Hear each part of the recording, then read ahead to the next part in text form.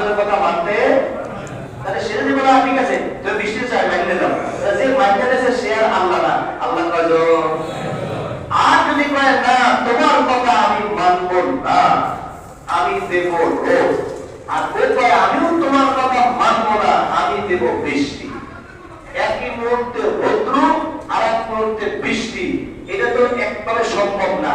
আর সম্ভব বলে কিভাবে সম্ভব? যখন ওই সূর্য পশ্চিমের দিকে যায়, এদিক থেকে তো মেঘে বৃষ্টি পড়তেছে, ওদিকে রৌদ্র আছে বৃষ্টিও আছে, আমার কাছে মানে বৃষ্টি হলে বিয়ে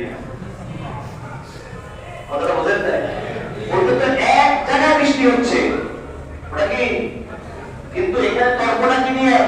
পুরো পৃথিবীতে বৃষ্টি হবে আর পুরো পৃথিবী রৌদ্র হবে একসাথে। এক আল্লাহ বলছে না তোমার কথা মানি না, আর একজন বলছে না তোমার কথা মানি না। মানবে পৃথিবী সব একজনে, থাকবে পৃথিবী মধ্যে মধ্যে কি লাউ কানা ফীহিমা আলিহাতুন ইল্লাল্লাহু লাফাসাদাতা।